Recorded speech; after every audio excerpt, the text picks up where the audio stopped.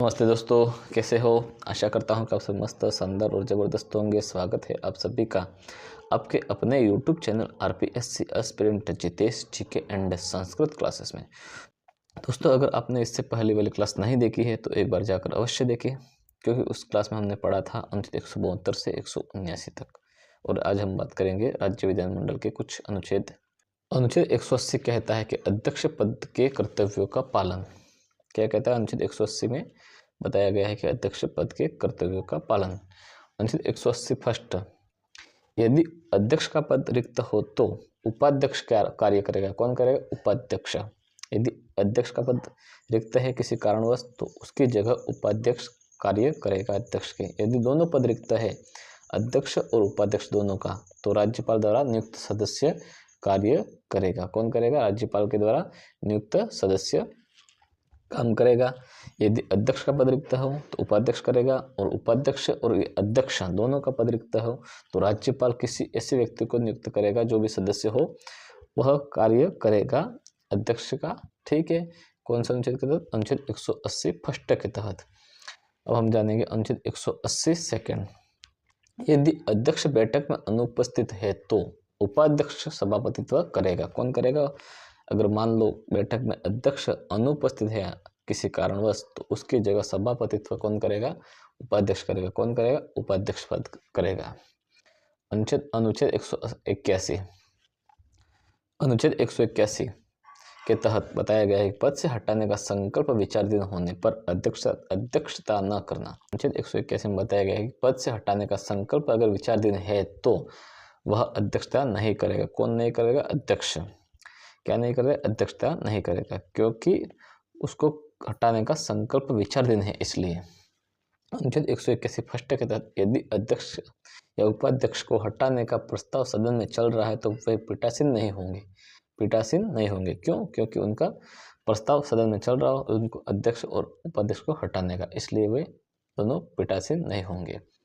अनुच्छेद 181 सेकंड के तहत ऐसी स्थिति में उन्हें सदन में बोलने और कार्यवाही भाग लेने का हक है, लेकिन मत बराबर की स्थिति में वे निर्णायक मत नहीं दे पाएंगे। क्या नहीं दे पाएंगे? निर्णायक मत नहीं दे पाएंगे। क्यों? क्योंकि उनके प्रस्ताव सदन में चल रहा होता है जिसको हटाने के लिए अध्यक्ष और उपाध्यक्ष का, तो ऐसी स्थिति में उनको सदन में बोलने और कार्यवाही में भाग लेने का हक तो है, लेकिन मत बराबर की स्थिति में वे निर्णायक जो मत देते हैं वे नहीं दे पाएंगे। अनुच्छेद 181 सेकंड के तहत। अनुच्छेद 182, अनुच्छेद 182 के तहत विधान परिषद अपने सदस्यों में से एक सभापति और एक उप सभापति चुनेगी। क्या कहता है अनुच्छेद 82? क्या कहता है अनुच्छेद 182? अनुच्छेद 182 के तहत विधान परिषद अपने सदस्यों में से एक सभापति और एक उप सभापति चुनेगी। अब हम जानेंगे अनुच्छेद 183, सभापति या उप सभापति का पद रिक्त होना या हटाया जाना। इनके पद छोड़ने या त्याग पत्र देना या हटाए जाने की प्रक्रिया बिल्कुल वैसी है जैसी अनुच्छेद 179 में विधानसभा अध्यक्ष के थी। अनुच्छेद 183 के तहत बताया गया सभापति या उप सभापति का पद रिक्त होना या हटाए जाना और इनके पद छोड़ने, त्याग पत्र देना और हटाए जाने की प्रक्रिया बिल्कुल वैसी है जैसे हमने अनुच्छेद 179 में विधानसभा अध्यक्ष के लिए पढ़ी थी। अगर आपने वह क्लास नहीं देखी तो एक बार जाकर अवश्य देखें, तो आपको समझ में आ जाएगा। ठीक है। अनुच्छेद 184, विधान परिषद के सभापति के पद के कर्तव्यों का पालन करने और उनकी अनुपस्थिति में कार्यभार संभालने से संबंधित है। क्या बताया गया? अनुच्छेद 184 में 184 में बताया गया विधान परिषद के सभापति के पद के कर्तव्यों का पालन करने और उनकी अनुपस्थिति में, मान लो वह उपस्थित नहीं है तो उनकी जगह कौन कार्यभार संभालेगा, यह अनुच्छेद 184 में वर्णित है। ठीक है। अनुच्छेद 184 फर्स्ट के तहत बताया गया पद रिक्त होने की स्थिति में यदि विधान परिषद के सभापति का पद रिक्त है तो उप सभापति उनके पद के कर्तव्यों का पालन करेगा। कौन करेगा? Deputy chairman. अगर मान लो विधान परिषद के सभापति चेयरमैन का पद रिक्त है तो उप सभापति यानी डिप्टी चेयरमैन उनके पद के कर्तव्यों का पालन करेगा। यदि सभापति और उप सभापति दोनों के पद रिक्त है तो सदन का वह सदस्य सभापति के कर्तव्यों का पालन करेगा जिससे राज्यपाल इस कार्य के लिए नियुक्त करे। अनुच्छेद 184 फर्स्ट के तहत बताया गया कि यदि पद रिक्त होने की स्थिति में यदि विधान परिषद के सभापति का पद रिक्त हो या तो उसकी जगह उपसभापति उनके पद का कार्य करेगा। अगर सभापति और उपसभापति दोनों का पद रिक्त है तो कौन काम कार्य करेगा? तो राज्यपाल किसी ऐसे व्यक्ति को नियुक्त करेगा जो सदन का वह सदस्य सदन का सदस्य हो, वह सभापति के कर्तव्यों का पालन करेगा और उसको नियुक्त कौन करेगा? राज्यपाल करेगा। कौन करेगा? राज्यपाल। कौन से अनुच्छेद के तहत? अनुच्छेद 184 फर्स्ट के तहत बताया गया है यदि विधान परिषद के सभापति और उपसभापति का पद रिक्त हो तो राज्यपाल किसी सदस्य का सभापति के कार्य के लिए नियुक्त करेगा। अब हम जानेंगे अनुच्छेद 184 सेकंड। बैठक में अनुपस्थिति की स्थिति में यदि विधान परिषद की किसी बैठक के दौरान सभापति अनुपस्थित है तो उपसभापति सदन की अध्यक्षता करेंगे। यदि उपसभापति भी अनुपस्थित है तो वह व्यक्ति अध्यक्षता करेगा जिसे परिषद की प्रक्रिया के नियमों द्वारा निर्धारित किया गया हो। यदि ऊपर बताए गए व्यक्तियों में से कोई भी उपस्थित नहीं हो तो परिषद के सदस्य स्वयं में से किसी एक व्यक्ति को उस बैठक के लिए अध्यक्ष या सभापति चुन सकते हैं। अनुच्छेद 184 सेकंड के तहत बताया गया यदि बैठक में अनुपस्थित की स्थिति में यदि विधान परिषद की किसी बैठक के दौरान सभापति अगर उपस्थित नहीं है तो उपसभापति सदन की अध्यक्षता करेगा। कौन करेगा? उपसभापति भी अनुपस्थित है तो वह व्यक्ति अध्यक्षता करेगा जिससे विधान परिषद की प्रक्रिया के नियमों द्वारा निर्धारित किया गया हो।